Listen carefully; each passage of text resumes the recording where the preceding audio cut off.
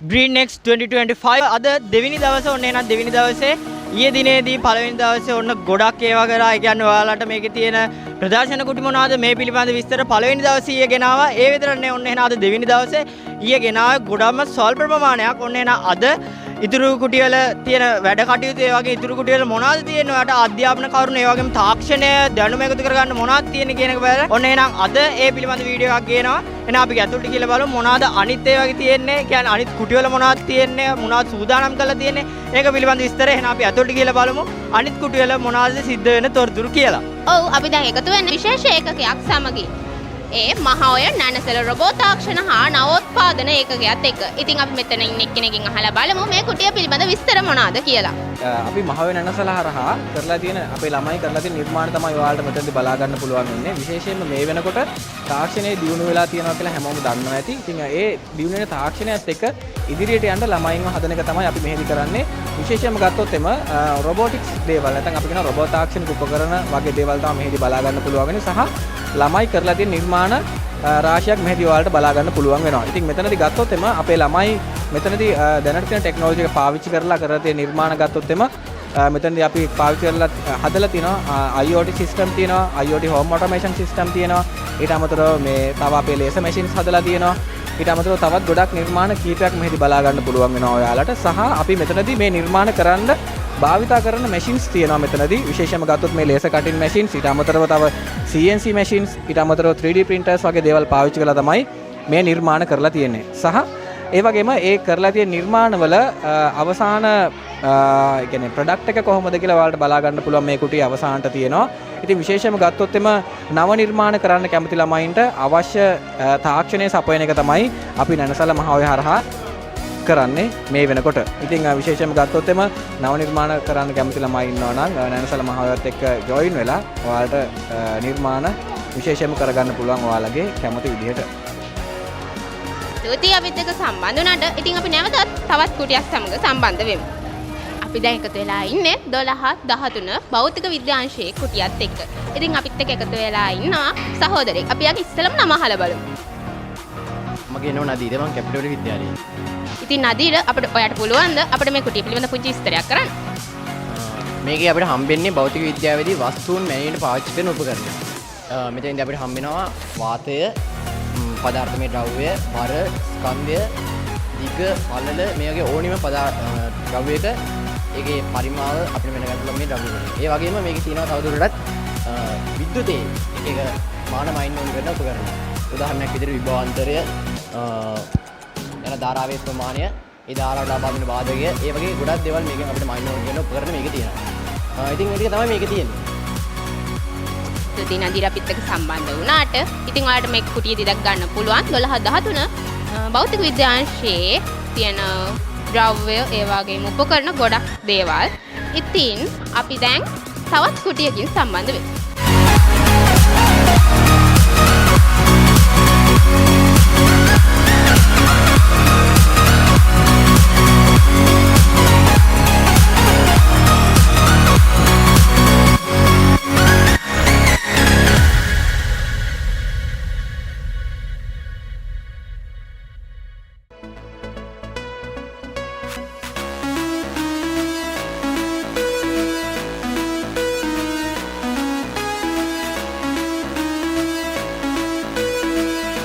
අපි මේ එකතු වෙලා ඉන්නේ විශේෂ කුටියක් එක්ක. ඒ තමයි රොබෝට් තාක්ෂණය හා නව නිපැයුම් කුටිය. ඉතින් අපි ගිහින් බලමු අපේ යාළුවන්ගේ දක්ෂතා කොහොමද කියලා.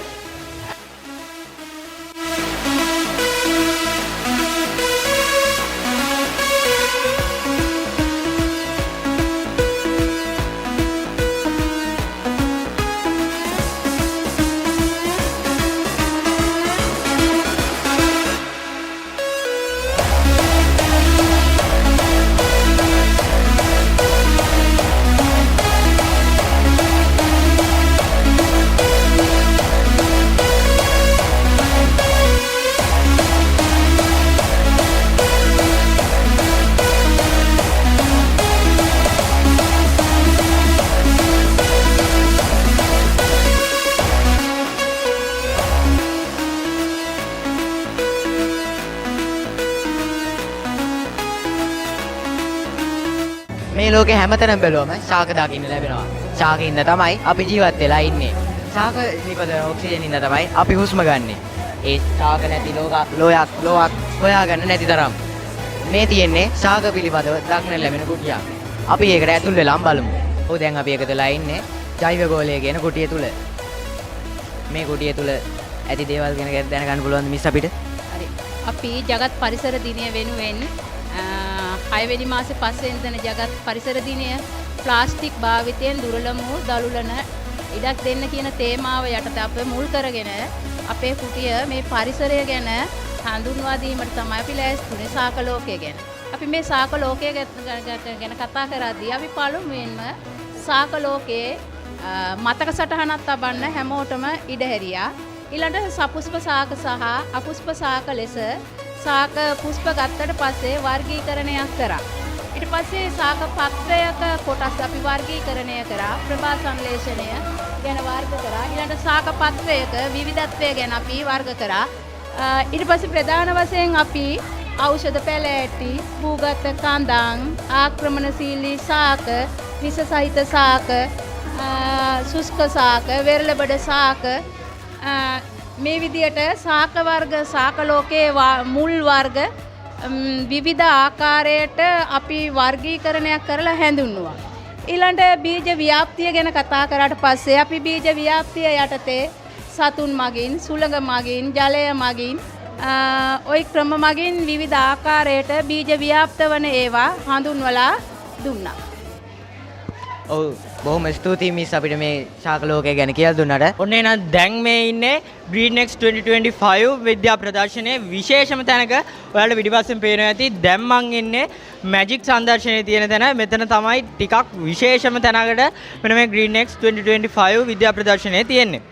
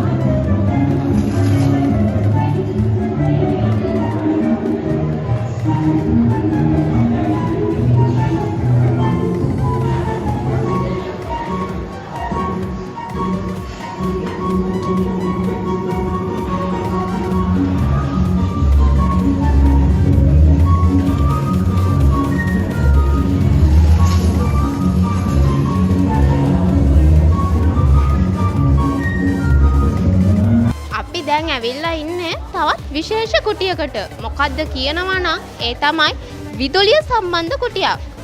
ඇත්තටම විදුලිය නැතුව අපිට දැන් ඉන්න පුළුවන්ද? අපි හැමෝම අතේ මොකක්ම හරි විදුලිය පාවිච්චි කරන උපකරණයක් තියෙනවමයිනේ. ඉතින් අපිට පුළුවන් මේ කුටියට ආවම විදුලිය ගැන විස්තර දැනගන්න. ඉතින් අපිට මේ කුටිය පිළිබඳ දැන ගැනීමට මේ කුටියේ ඉන්න පුංචි යාළුවෙක් එකතු වෙලා ඉන්නවා. අපි ඒ යාළුවත් එක්ක දැනගමු මේ කුටිය පිළිබඳ විස්තර. ඉතින් ඔයාලට පුළුවන්ද අපිට මේ කුටිය ගැන පුංචි විස්තරයක් කරන්න? මේ අපේ ඉස්කෝලේ මිරිසත් විද්‍යාලයේ A to Z විද්‍යුතය පිළිබඳ A to Z මේ කුටිය. මේකේ පළමු කුටිය මේක, දෙවෙනි කුටිය එහා පැත්තේ තියෙනවා. මේකෙදි වෙන්නේ විදුලිය ආරම්භයේ ඉඳන් භාවිතය සහ 6 ශ්‍රේණියේ ඉඳන් 11 ශ්‍රේණිය දක්වා විද්‍යුතය පිළිබඳ සියලුම පරීක්ෂණ මේ කුටියේදී ඔයාලට දැක ගන්න පුළුවන් වෙනවා. ඒ වගේම තමයි මේකෙදි සරල ක්‍රියාකාරකම් ආශ්‍රයෙන් සහ මේ සරල පැහැදිලි කිරීම ආශ්‍රයෙන් ඔයාලට ඒවා පෙන්වුම් කරලා දෙනවා.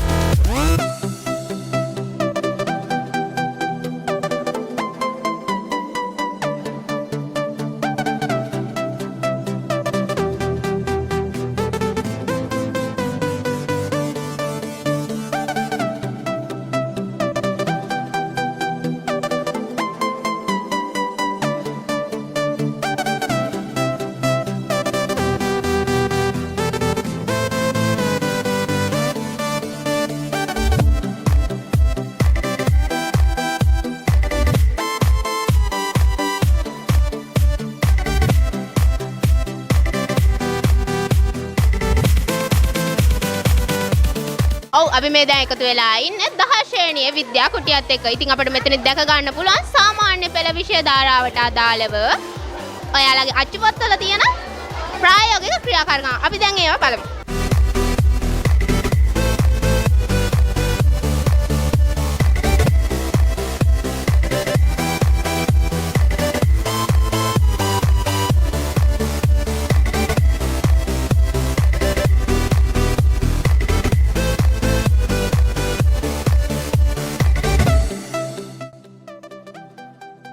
අපි දැන් එකතු වෙලා ඉන්නේ තවත් විශේෂ කුටියක් එක්ක.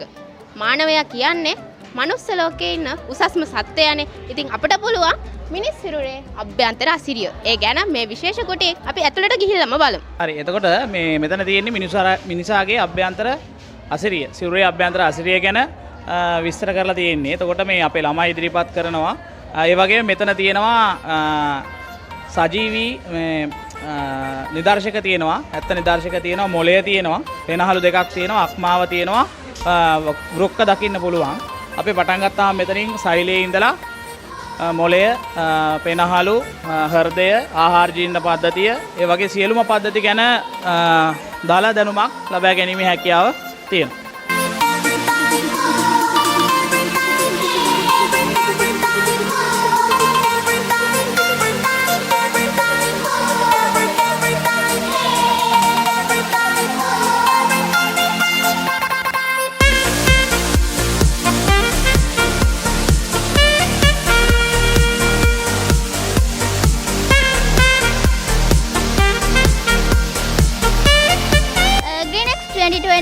විද්‍යා ප්‍රදර්ශනයේ මේ තමයි විශේෂම කුටිය.